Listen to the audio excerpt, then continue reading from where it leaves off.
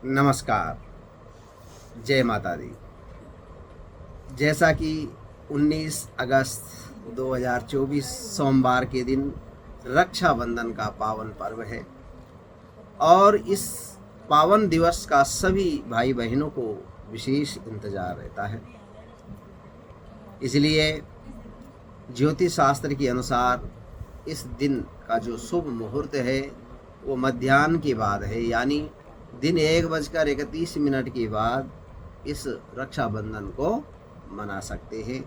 बहनें अपने भाई को राखी बांध सकती हैं, अपने ब्राह्मण अपने यजमानों को रक्षाबंधन बांध सकते हैं। इसलिए 1:31 से पहले भद्रा का कई लोग भद्रा मुख छोड़ करके बांधो ये बांधो, भद्रा काल में बिल्कुल भी ना बांधो।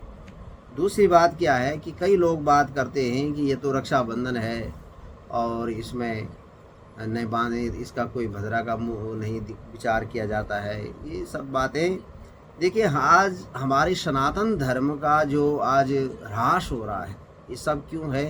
क्योंकि हम सब सनातनी या हिंदू वर्ग में सबसे बड़ी समस्या ये है कि हम सब एक मत नहीं हो सकते, अनेक मत। इसलिए इन चीज़ों से बचिए। जो धर्मशास्त्रों का निर्देश है उसका पालन करना चाहिए। और रक्षाबंधन के बारे में विशेष तो आज सब सोशल मीडिया भरा पड़ा है और अधिक इसमें क्या कहना, लेकिन जो मेरे व्यक्तिगत विचार हैं, जो मेरा अपना चिंतन मनन है, वो धर्मशास्त्रों से पढ़ के हो, चाहे अपने गुरुजनों विद्वानों के संग से, इसका जो मेरा चिंतन मनन है इस पर क्या है, यह है कि रक्षाबंधन का जो आज स्वरूप है, आज बहनें बाजार से राखी लेकर के और भाई को बांध देती हैं, तो यह बहुत ही साधारण प्रक्रिया है। देखिए, कोई भी रक्षा सूत्र का जो वास्तविक स्वरूप ये होता था कि जब राखी विशेष मुहूर्त में रक्षाबंधन का निर्माण होता था। सर्वप्रथम देवगुरु बृहस्पति ने जब देवराज इंद्र परास्त होने लगे तो देवगुरु बृहस्पति ने रक्षा सूत्र का निर्माण किया। उसमें वर्णन है, भविष्य पुराण में वर्णन है, नारद पुराण में वर्णन है कि रक्षा सूत्र का निर्माण किया गया। उसमें अपराजिता की जड़ और विशेष करके इसमें पीली सरसों, अक्षत, सुपारी, जायफल और बहुत सारी ऐसी औषधियाँ जैसे सुदर्शन की जड़, तो ये सब ऐसी अजेय कारक जो जड़ी बूटियाँ हैं उनके विशेष अभिमंत्रित प्रयोग के द्वारा और लाल वस्त्र में और ऐसे धागों का निर्माण करके जिसको हल्दी, केसर, चंदन, कुमकुम इनके मिश्रण से और हींग के जल से, क्योंकि हींग के जल में जो नकारात्मक शक्ति यानी नज़र आदि का निवारण करने की बड़ी क्षमता होती है, तो उसके जल के मिश्रण से आदि निर्मित यह सब ऐसे दिव्य रंगों के द्वारा उस रक्षा सूत्र का निर्माण किया। फिर उसको रक्षा कारक विशेष मंत्रों के द्वारा उसका अभिमंत्रित करके और पूर्णिमा के इस विशेष पावन पर्व पर, श्रावण पूर्णिमा जिसको कहते हैं, इस पर उस रक्षा सूत्र को विशेष मंत्रों के द्वारा बांधा जाता है। तब जाकर के वो ऐसा एक रक्षा सूत्र बनाया जाता है। इसी प्रकार से एक रक्षा सूत्र अनंत चतुर्दशी को बांधा जाता है, 14 गांठों वाला एक, जिसको अनंत चतुर्दशी के दिन बांधा जाता है। उसी प्रकार से यह रक्षा सूत्र बड़ा, ऐसे हमारे विधान में जब भी हम कोई पूजा करने बैठते हैं तो ब्राह्मण यजमानों को मोली बांधते हैं, वो भी एक रक्षा सूत्र है। वो उसकी कुछ सीमा, कुछ समय है, कुछ समय तक उसकी अवधि होती है।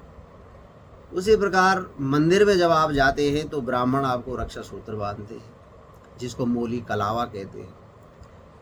तो ये रक्षाबंधन इस श्रावणी के दिन जो बांधा जाता है, ये विशेष करके ब्राह्मणों का अपने यजमानों के पर बांधना होता था, जिससे कि यजमान पूरे वर्ष भर यानी दीपावली तक इसकी समय सीमा मानी गई है रक्षाबंधन की।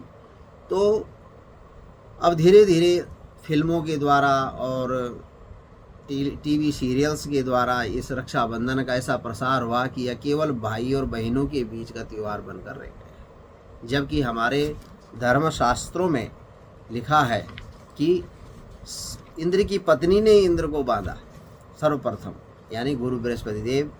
भविष्य पुराण में श्लोक है कि अजेय सर्वशत्रुणाम कृत सच्चा सचीपति और रक्षाबंध प्रभावी न दानवेंद्रो जितो महा। तो इसमें भविष्य पुराण में शुक्राचार्य जी कहते हैं कि सची ने अपने पति इंद्र को सभी शत्रुओं पर अजेय बनाया। इस रक्षाबंधन कर्म के प्रभाव से ही इंद्र ने असुर राज को परास्त किया। उसी प्रकार से ब्राह्मणे क्षत्रिय वैश्ये शूद्रेष्वान्यश्च मानवे कर्तव्यो रक्षिका बंधो द्विजान्य संपूज्य भक्तिता। यानी भविष्य पुराण में वर्णन है कि ब्राह्मण, क्षत्रिय, वैश्य एवं शूद्रों एवं अन्य मानवों को भी भक्ति पूर्वक ब्राह्मणों की पूजा अर्चना करके और उनसे रक्षाबंधन बंधवाना चाहिए। सभी को अधिकार है कि वो अपने कुल पुरोहित, अपने ब्राह्मण, अपने गुरु के द्वारा इस रक्षा सूत्र को, जिसमें शक्ति है, ऊर्जा है, मंत्रों की पावर है, ऐसे रक्षा सूत्र को बांधें। और रक्षा विधान का सुंदर वर्णन भी इसमें दिया है कि कैसे बनाना चाहिए। रक्षा विधानम च तथा कर्तव्यम विधि पूर्वकम सिद्धार्थाक्षत राजिकाश्च विधृता रक्तांशुकांसे सिताः कौंसुभेन च तंतुनाथ सलिले ही प्रक्षाल्य कांसी धृताः। और गंधाद्यैर विपूज्य देव निकरान संप्रार्थ्य विष्णुवादिकान और बाधनी यद्विजहस्तस्य प्रमुदितो नत्वा प्रकोष्ठेष्वके।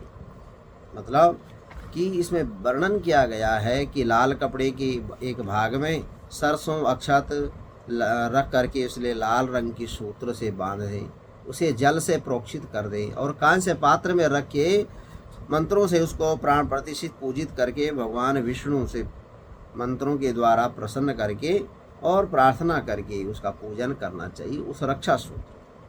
और इसलिए उसको फिर उसको सिद्ध बना करके और उसको बांधना चाहिए। इसलिए इसमें रक्षा सूत्र का बड़ा सुंदर वर्णन है। तो ऐसे रक्षा सूत्र को वैधानिक रूप से माना गया। अब जो बहिनें बनाती है, बहिनें जो बाजार से राखियाँ लाएं, तो उनको भी वो कुछ चेतन करके बांधे। चेतन कैसे कि अपने उस रक्षा सूत्र जो राखी है उनमें हो सके तो पंचामृत, नहीं तो गंगा जल के थोड़ा छींटे दें हल्के, और उसके ऊपर थोड़ा राखी पे तिलक करें।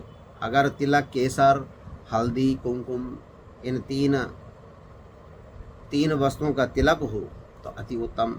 फिर उसको पूजा करके भाव से अपने इष्ट देव, कुल देव का अगर कोई मंत्र याद है तो अति उत्तम है, नहीं तो अपने इष्ट देव का ध्यान स्मरण करके कि इस राखी में भगवान, इष्ट देव, कुल देव आपकी शक्तियाँ विराजमान हों, ताकि मेरे भाई के हाथ में या आपके कृपा से सदा सुरक्षा कारक रहे, और जिस भी भाई को मैं यह बांधूँ वह दीर्घायु आरोग्य कारक रहे, उसके समस्त अरिष्ट कष्ट दूर रहे। इस रक्षा सूत्र के कारण वह सदा अजेय रहे। इस भाव से उतना भाव प्रेषित करके और फिर उस विधान को बांधे। तो इस प्रकार से रक्षा सूत्र का विधान प्रारंभ जो हमारा प्राचीन स्वरूप से है उसकी रक्षा भी करनी चाहिए, कि तब हमारी जो वैधानिक परंपरा है, प्राचीनता है, उस रक्षा त्योहार का स्वरूप न बिगड़े, और इस प्रकार से आगामी पीढ़ियों के लिए यह रक्षा सूत्र का सुंदर पावन पर्व सदा सनातनीय पद्धति से हो। तो इन्हीं शुभ कामनाओं और शुभ विचारों के साथ में आप सबको रक्षाबंधन के पावन पर्व की बहुत बहुत बधाई और शुभकामनाएं। जय माता दी।